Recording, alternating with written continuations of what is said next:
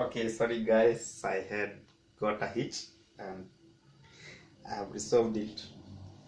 So we can proceed from where we were, and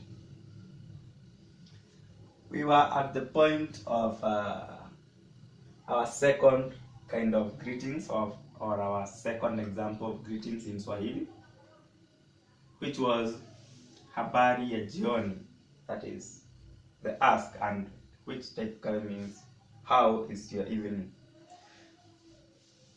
Since we have introduced jioni here and we have said that habari ya is basically represent this part, how is your evening, we can vary this and maybe say, what if we want to say, we want to make reference to morning instead of the evening. Now you want to reference the morning, so in this case it will be habari ya asubuhi.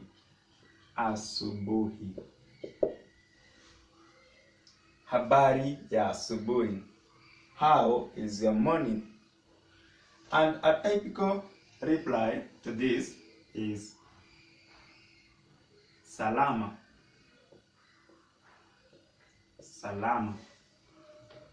Salama means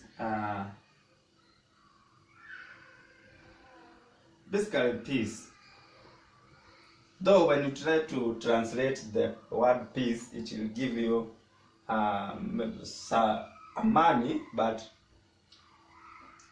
when we make reference to peace here, it's in a different sense. Like it's not the peace that you have, or it's not like if you're not at war, you are in peace. But that's not the implied meaning here. In our greetings, when we say that peace is like, yes, I'm fine, I'm in peace. So the typical reply is to this word, to this salamu, or to these greetings, is habari ya jioni is salama, which means the implied meaning, I would say, is I am fine. But I'm fine, but it's in the sense that I'm in peace. That's why I wrote the word peace there. You may want, maybe, this one is a single word reply. In other cases, maybe you can say niko salama. Niko salama. So niko salama, in this case, it means, it's actually this one now. I am fine, in full. Okay, at this point I said salama means that I'm fine, but I say that it's the implied meaning, I'm fine, because salama is just a single word to say like it's peace, it's like peace, but the implied meaning is that I'm fine. But when you say niko salama, now that is this I am represents niko, that is the I am niko. Then salama, it relates to being fine, but in the sense that the direct translation of it is peace, but as I keep repeating this, it's more about the implied meaning. So this, when you translate it, it might sound like I am peace, but no, that's not the case. The implied meaning is I'm fine, although you are introducing some aspect of being in peace. What if you want to, let's say you are in a group, you work in somewhere, and or someone works in a room that you are, and he said you are in a group of like 5 guys, or two guys, let me say at least more than one, and he says habari ya jioni, and you want to reply as a group. So what do you do? This Nico, as you can see here, is implying you alone. I am fine. If you are in a group and maybe you want to respond on behalf of all the others, you can say tuko salama. Tuko salama. So now we have changed from Niko salama, which was implying I am fine, to tuko salama. The difference is this one, Niko. So this ni is it's like a pronoun that's representing, no, would they call it a pronoun really? Let me say that it's making reference to singularity of self, you yourself. But when you say two, you are in a group, tuko, like us. Actually, this one is us. Us. So when you switch from Niko salama to tuko salama, this one implies the meaning that we are fine. So maybe if you are walking, ni pause. Let me think of another example.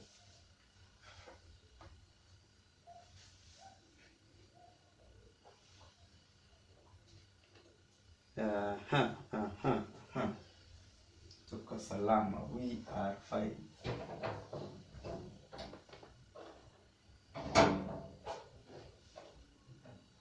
So before I get to that another example, it's important that the application of this statement, maybe I would say is, maybe you are in a group of 5 guys, 2 guys, a couple, and someone comes to your table and says habari ya jioni. Yes, you can say niko salama, but it makes more sense to say tuko salama because you are more than 2. So the minute that I say tuko salama, the other person does not even need to reply. Like maybe if you're having a dinner date at maybe one of the Swahili speaking countries, and the waitress or the waiter comes to your table and asks you habari ya jioni, it makes more sense to say tuko salama instead of niko salama, because the niko salama is more of a singular, like you are referring just to yourself, but tuko salama implies you are fine. Another form of greeting,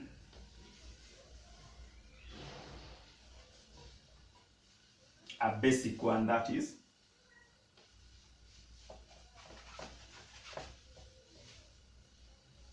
maybe, let's say in English, maybe you might want to ask someone umeshinda, like okay, you might want to ask how was your day.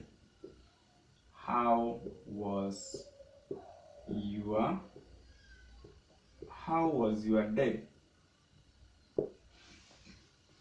Supposing you want to ask someone how was your day in Swahili, so what do you say?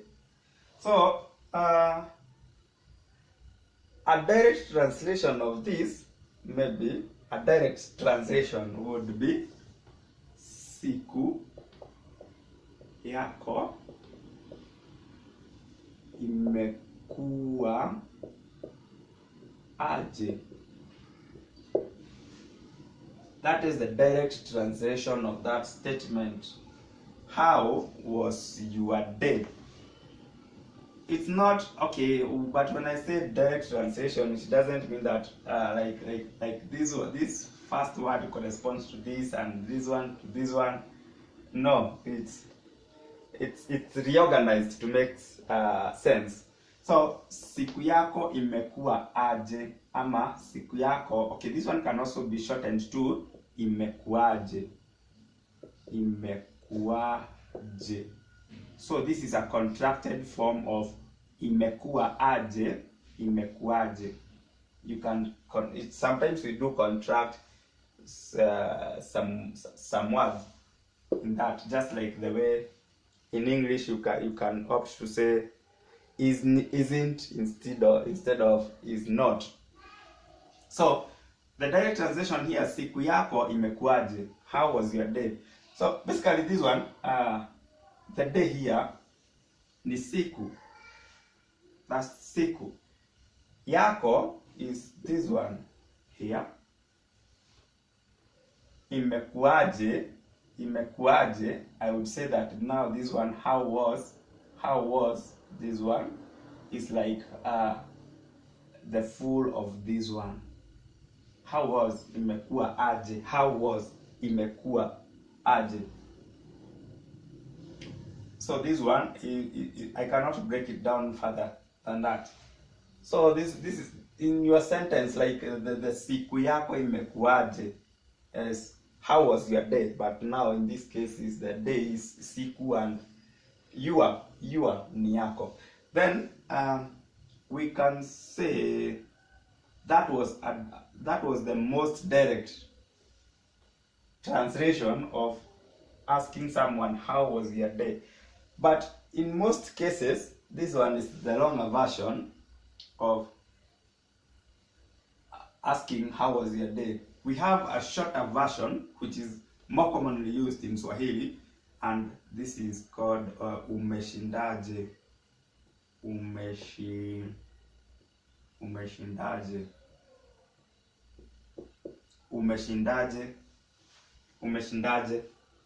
So umeshindaje actually represents the entire of this sentence, in the sense that umeshindaje, when I say umeshindaje, I'm trying to ask you. Okay, that was a coincidence when I say that u is representing you as in, yeah, I think you get it. You get it, like you, but we often say you when we are quite informal.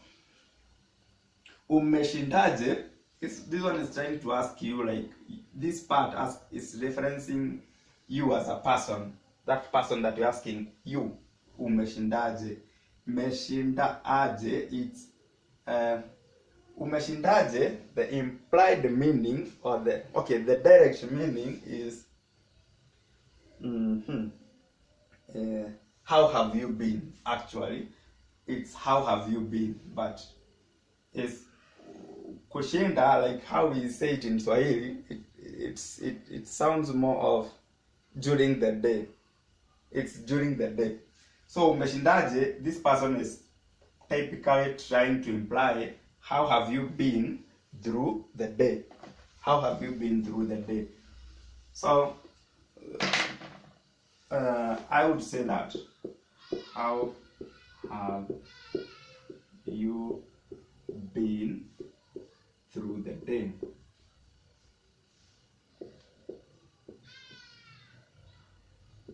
How have you been through the day? So in this case, umeshindaje is quite a contracted form, and it implies it can give this meaning like how was your day, or it can give the meaning of how have you been through the day. If it was at night, instead of umeshindaje, we would come here and say umelalaje.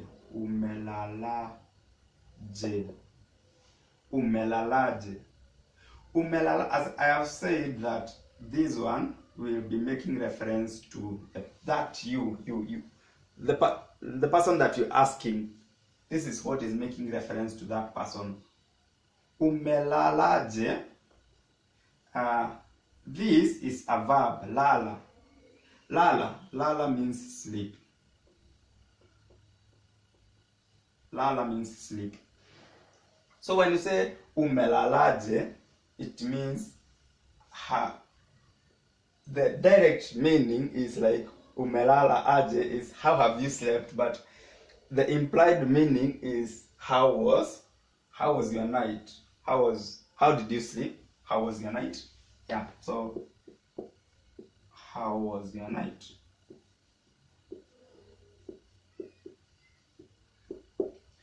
So I'm trying as much as possible to try and give you both the direct translation and also the implied meaning, because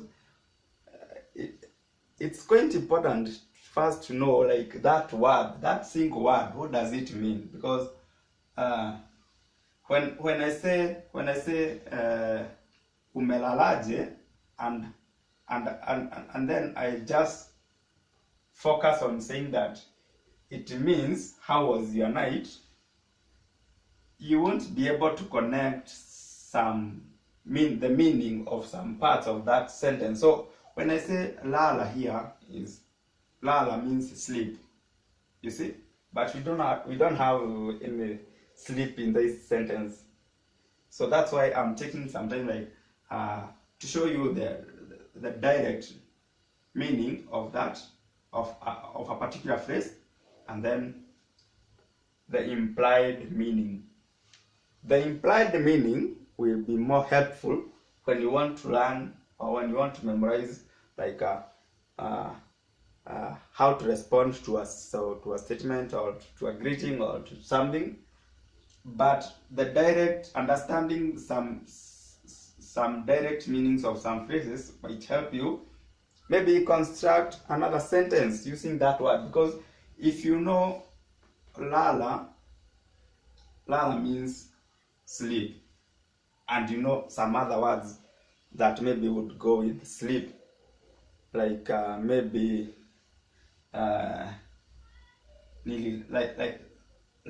let's say maybe you said you want to say that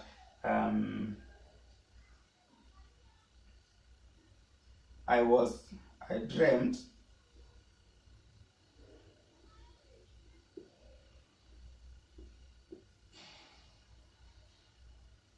no, okay, that one might be a bit complex. Let me use another one.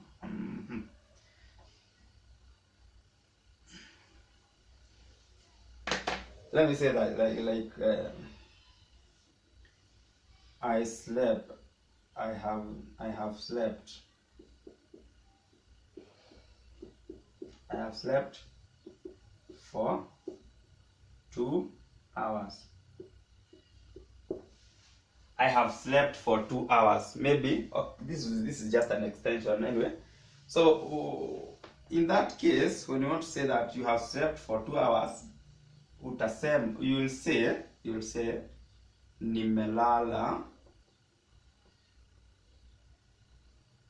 masaa mawili. Nimelala masaa mawili. So I just wanted to show you that sometimes learning the actual meaning of a part of the word can help you advance understanding other sentences or even making other sentences of your own. Like, so in this case, nimelala masaa mawili. Nimelala actually represent this one. This is the one that is here. Nimelala masaa mawili. The ni here is I. Remember here I said umelala, and I said that this u is representing that another person, you that another person. But when I say nimelala masaa mawili, I have slept for 2 hours. So masaa mawili, masaa here is this one, hours. Masaa is hours. Mawili is 2. mawili mawili. Nimelala masaa mawili. I have slept for 2 hours. I have slept for 2 hours. And before I finish on this part,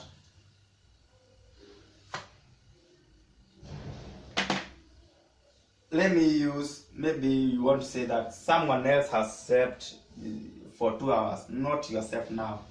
And here we say that umelala. So in this case it would be umelala. Umelala masaa mawili. Umelala masaa mawili. Umelala masaa mawili. So that one would be meaning you have slept for 2 hours. You have slept for 2 hours. So I just gave that sentence, like example, just to make you understand like how we use maybe from an English perspective I would say it's a prefix. Yeah, it's a prefix to imply to who you are referring that action to. Like nimelala masaa mawili, it's I have slept for 2 hours. But when you say that umelala masaa mawili, it's like you have slept for 2 hours. It also implies, other than okay, these ones are in singular, so but sometimes you'll get that if it was a group, you'll still vary this part, this prefix. Nimelala masaa mawili, I have slept for 2 hours. Umelala masaa mawili, you have slept for 2 hours. I can use, when I change this one to wamelala,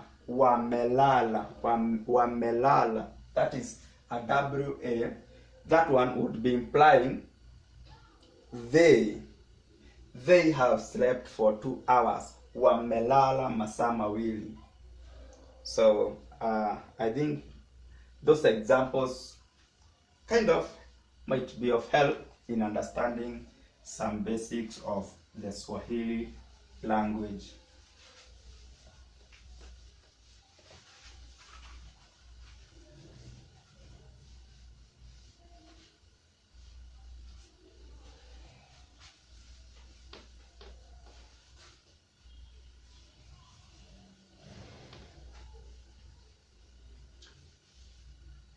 So with that, I think I'm going to end up my lesson there.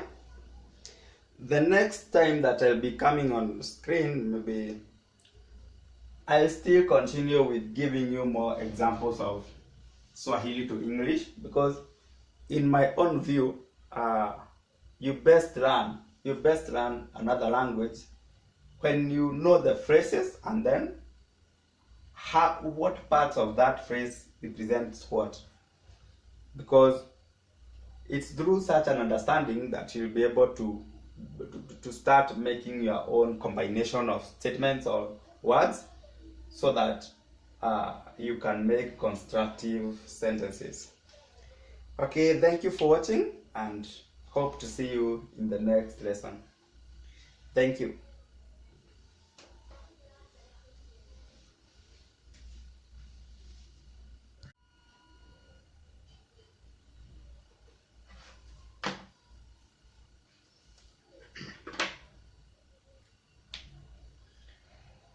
Hello guys, welcome back to this series of learning Kiswahili through English. If you have already watched my first lesson, you noted that I'm taking a very different approach in trying to teach the Swahili language.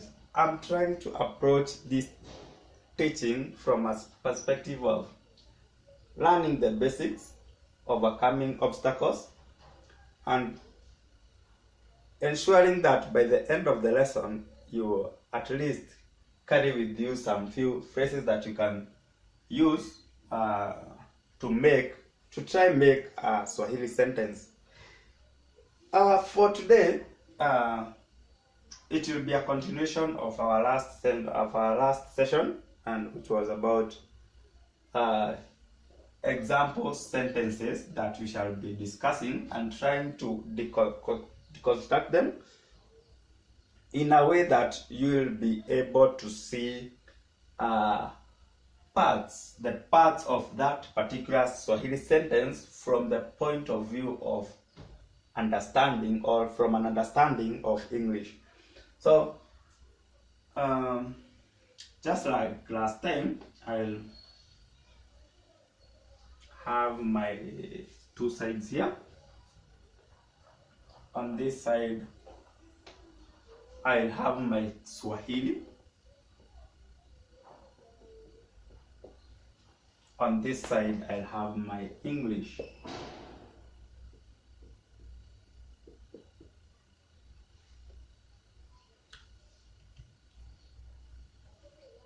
So, in the last lesson, I taught you some basics of greetings, and I also discussed one common phrase of Hakuna Matata, and we expounded on it, trying to see, like, other than saying Hakuna Matata, what else can you say other than there's no problem? And we made several examples there. For those who might not have seen that episode, kindly check back under our videos in this channel, and I believe it will be of great help to you. Also, I would recommend that watching that first episode is quite important, because it has some basics of understanding Swahili language that actually we'll be using in this particular lesson. So, as we move forward, I have few sentences in Swahili that I want us to discuss and try to change them, or to alter them, to see, like, how can you, from what you learn from one sentence, how can you apply it in another sentence, maybe depending on the tense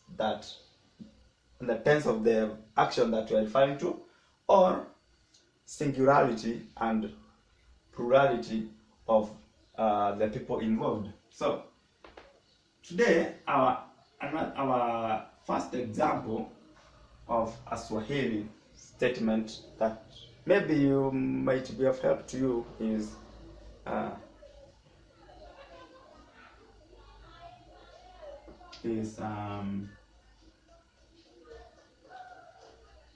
nisaidie na maji.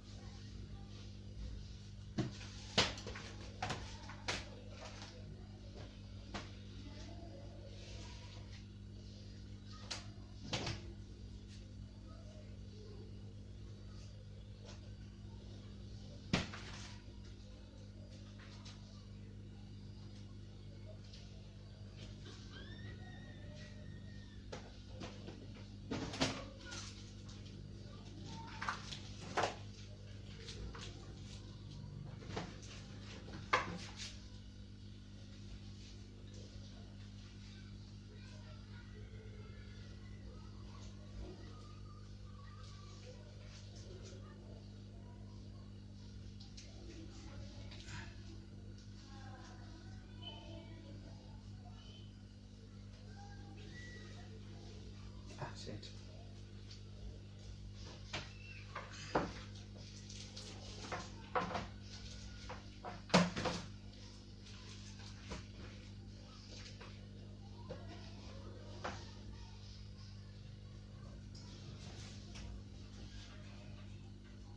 Yes, yes, yes, yes. We are live on here.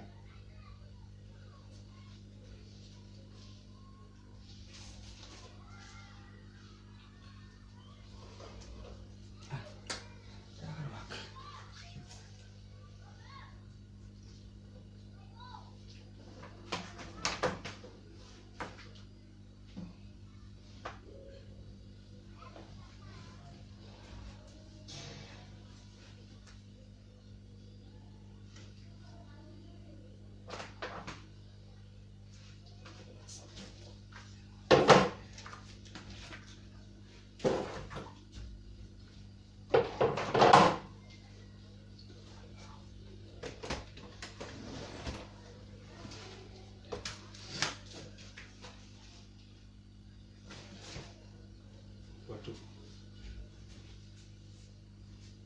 Yes.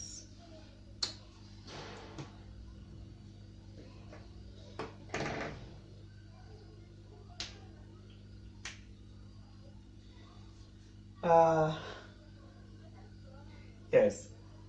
So in this particular case,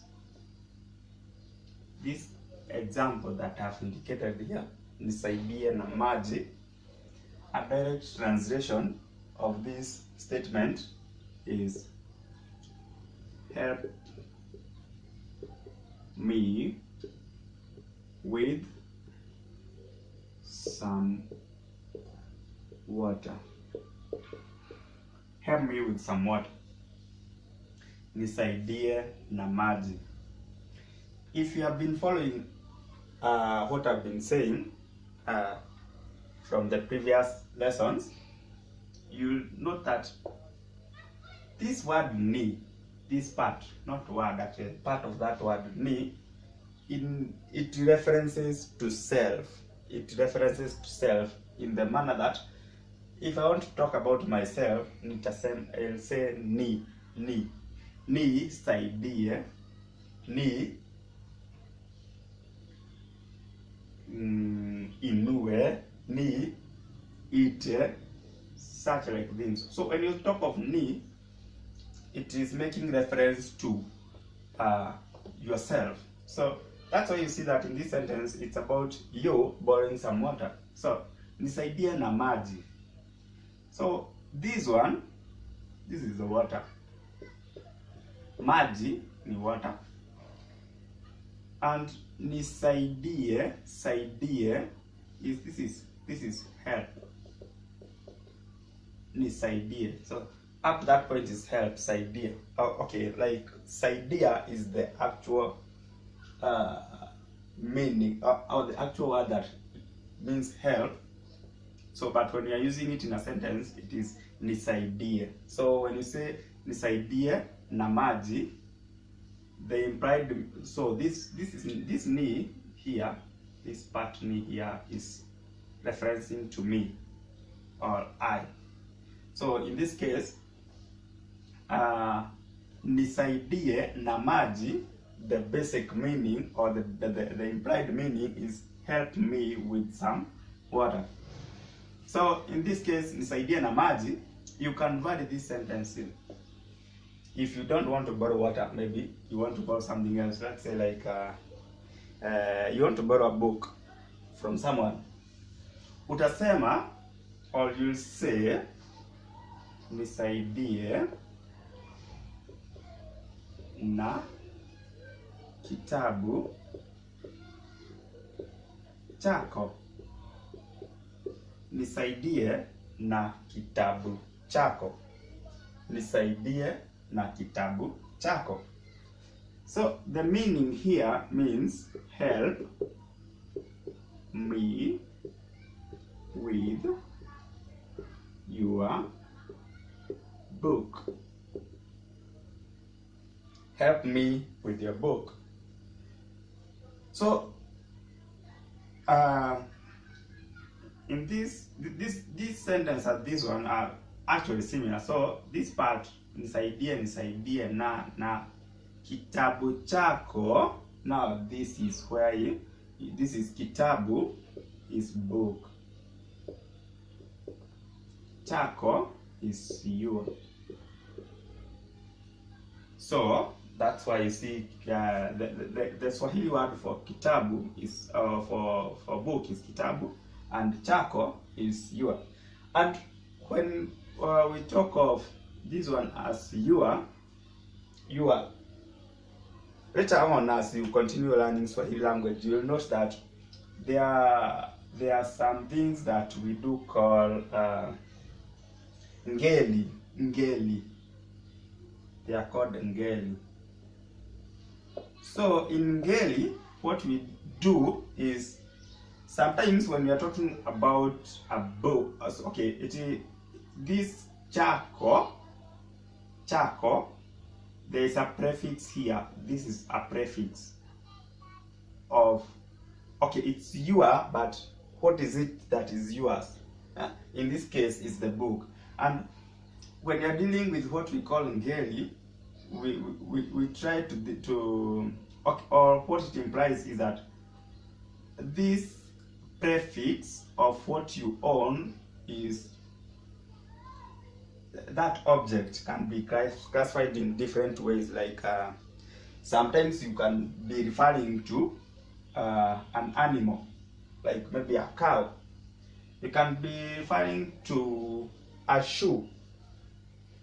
You can be referring to a phone, such a thing. So sometimes this thing will vary, this prefix of what is yours. So, but the last part here does not change, ako. So like let me give you an example. So about ngeli, that's a bit advanced. I just mentioned it such that when as you advance, at least you get some ideas that it's not maybe right to say it's not right to say a good example is maji chako. Assuming here we wanted to say we are borrowing some water from someone. So this way, nisaidie na maji, and we want to say it's yours, it's your water that we're borrowing. So this time round we won't say nisaidie na maji chako. Why? Okay, we shall say nisaidie na maji yako. Nisaidie na maji yako. So this is what I'm talking about. Sometimes this prefix here can change depending on what we call ngeli. The ngeli, it's like I won't say it's like articles, article a and article the and article an, but they have some relationship. No, okay, no, not actually. Okay, the where we have ngeli is that when you want to talk of water, maybe maji, there is a way that word must rhyme with what you are talking of the statement there. So maji yako and not, so this is right, and maji chako, this is wrong. You should not say maji chako. But the good thing is, as you start learning the Swahili language, when you say nisaidie na maji chako, I'll understand, like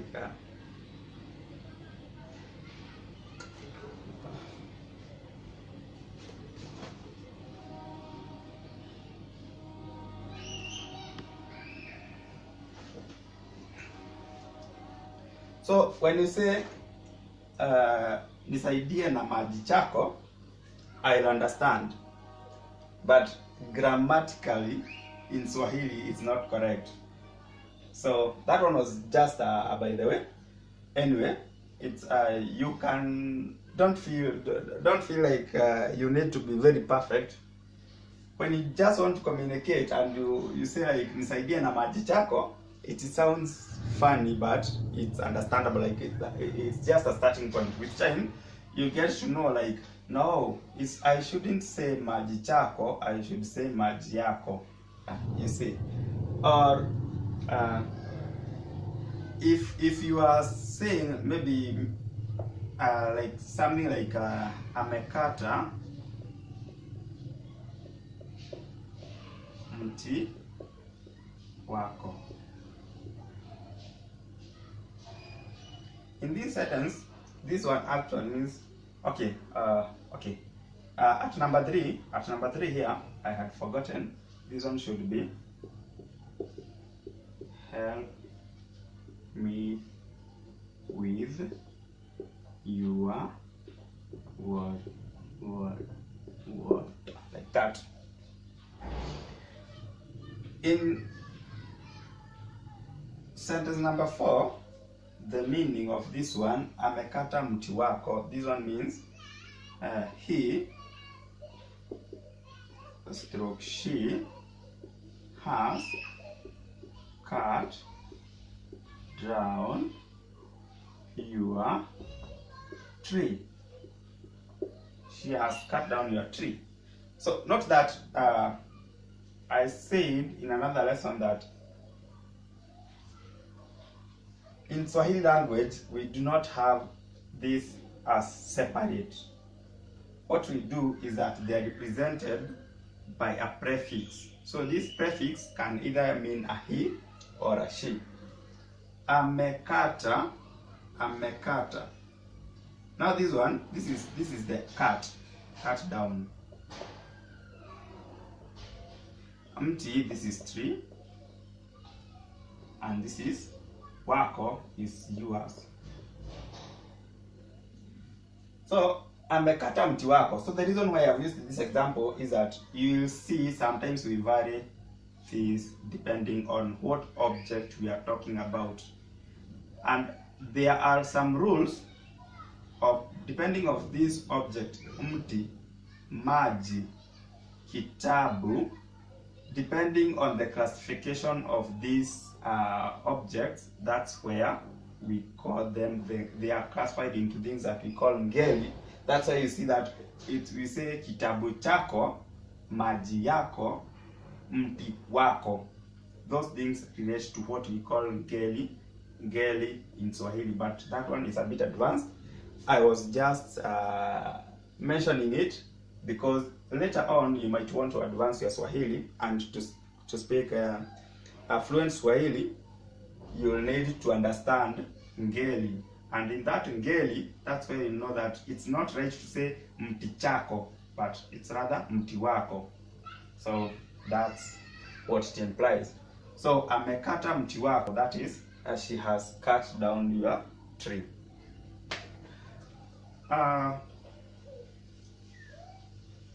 Let me look for another ideal example based on maybe some situations that you might get yourself into, or maybe you might want to interact with someone who speaks in Swahili, and in that case it would make more sense. It would make more sense we start from the English side, then we say it in Swahili. So supposing you want to say I am from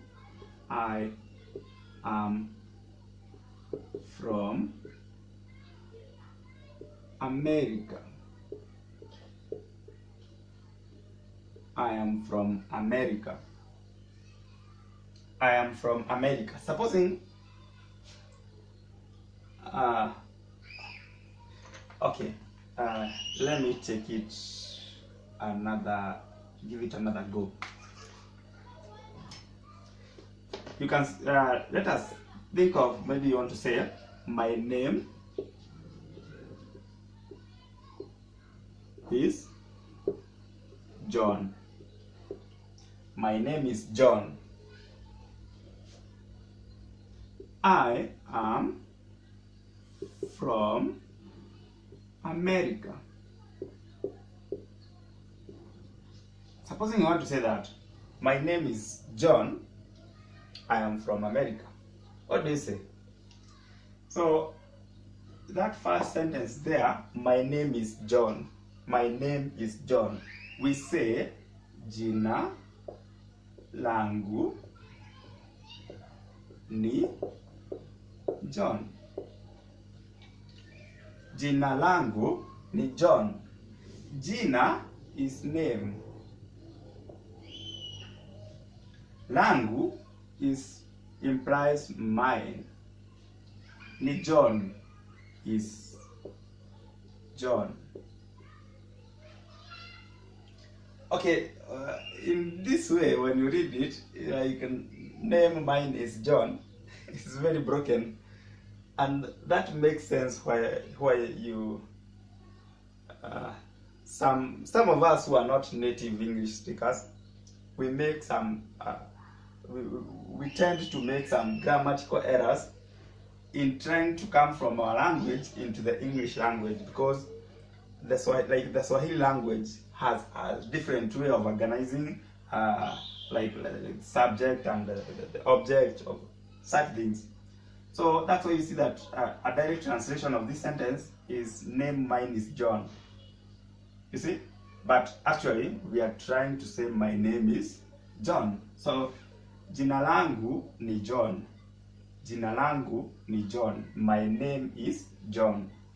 And I have written these ones here such that you can see, like jina is name and langu is mine, ni is and John can say like that. I am from America. I am from America. And I think at this point I should start naming them in the same way, like, yeah, that way. So the second sentence, which is I am from America, I am from America, we say nimetoka America. Nimetoka America. My name is John, I am from America. Jina langu ni John, nimetoka America. So in this, nimetoka, remember I keep saying, ni keeps referencing to you yourself. Nimetoka is I am from. I am from. Or I come from. So this one can be like, okay, this way, that way. That's if I try to deconstruct this word, it has the implied meaning of me. I am from America. You see, nimetoka America. I am from America. So this me is directed. The ni here is about me. So let's say you are saying my name is John. I am from America. And next thing you want to say, what is your name?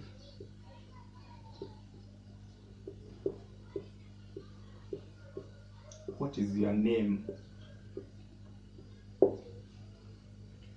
So I'm trying to figure out like a hypothetical conversation that you may be having with someone, like you want to talk with someone who speaks in Swahili. Maybe he or she doesn't know English.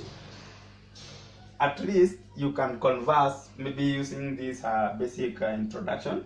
So my name is John, I'm from America. What is your name? So in our number 3 here, what is your name? What is your name? Note, at this point we had said jina is name. And you are somewhere, we had talked about it, maybe you see that it is familiar. And what is, so this one and this one you have covered it already. So what is your name? This one will be jina lako ni nani? Jina lako ni nani? What is your name? Jina lako ni nani? What is your name? Jina lako ni nani? So in this one, this one means name. This one implies your.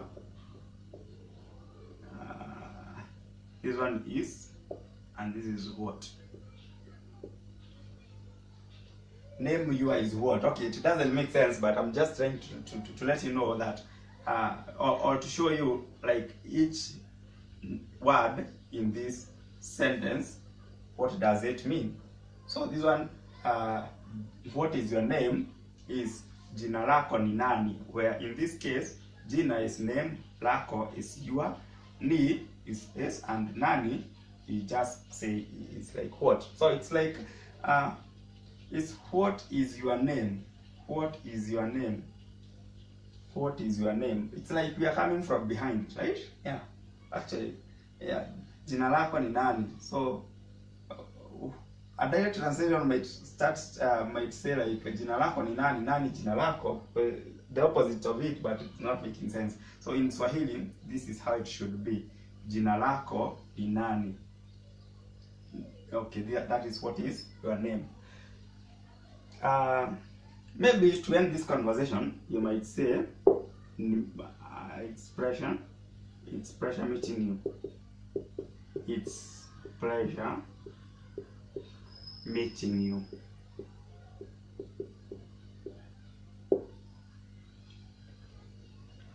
Okay. No. I think a good way to end this conversation, or to take this conversation in a natural way, would be say, possibly you reply like nice, nice, and then maybe number 5 you will say it's pleasure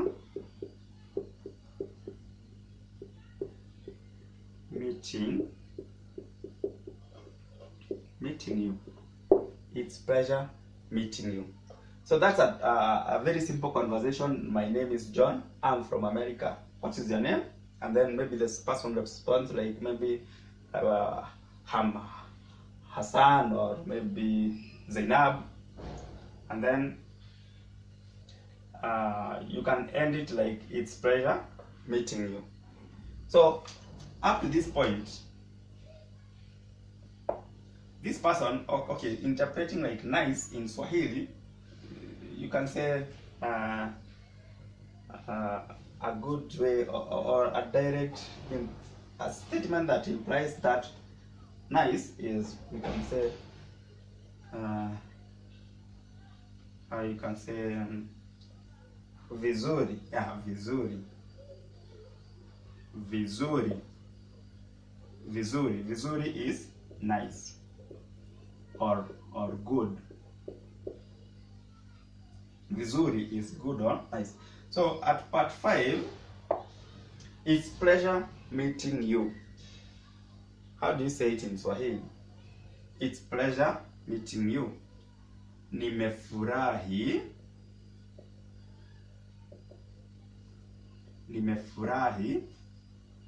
kupatana na wewe. Nimefurahi kupatana na wewe. So in this case, like nimefurahi, okay, remember this is you. Of course, this is about yourself. Nimefurahi, this one is I have been happy. This part is I'm happy, or it's pleasure. Kupatana is meeting, and this is happy or pleasure. Meeting. Na wewe is na, this one is with you. So I'm happy or pleased meeting you. It's a pleasure meeting you. So if I may read around this conversation without these other additions that I made under each sentence, just to see how the Swahili conversation would run. That way, okay, and I will remove this one.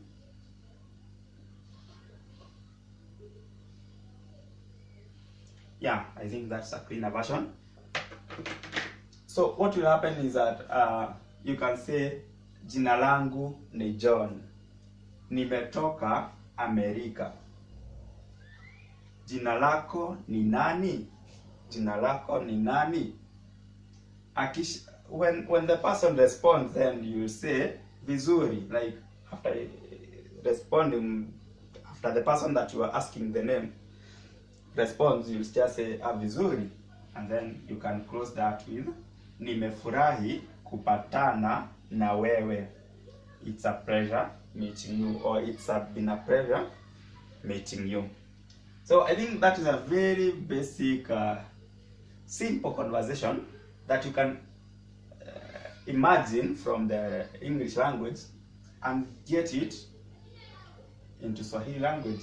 A very simple way of starting to interact with someone and maybe trying to learn more about them.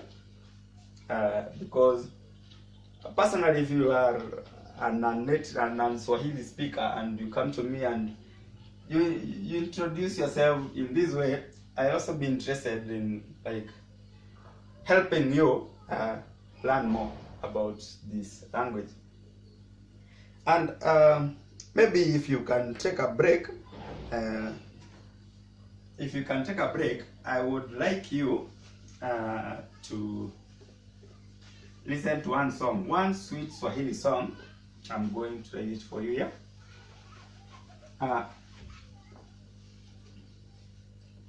That is for your break. That is, I could call it a song break. This is for Swahili. One of the most famous songs, like of the new generation, I would say, is a song by an artist called Diamond, and the song is called Sikomi.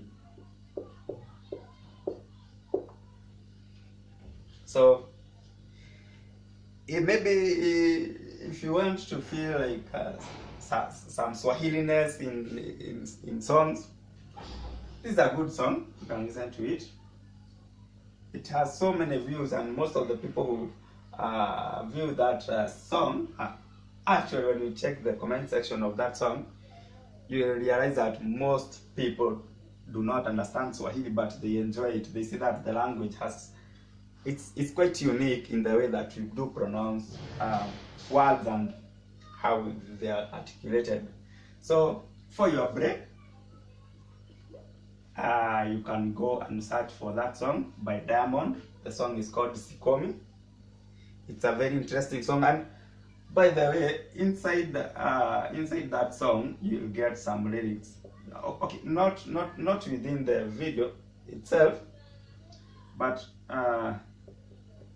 within the comment section. The last time that I checked, there are some people who had offered to offer lyrics or translate the Swahili in that song into English. Also, you can check for the lyrics version of this song. It can be very helpful. So thanks so much. Take a break. Maybe we shall meet in the next session.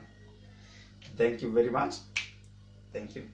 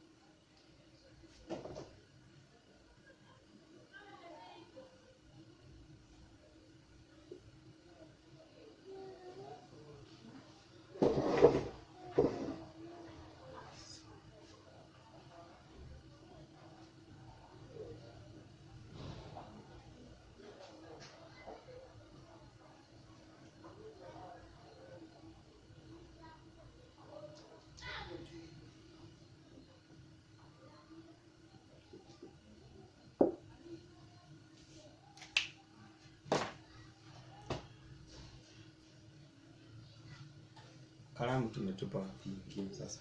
Blue. In the bluish water. Tumetupa wapi kalamu? Ya blue. Ya kalamu ya kuandika hapa.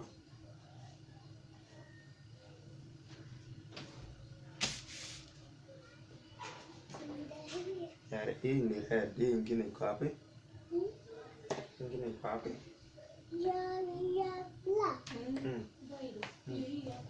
Ndio meta.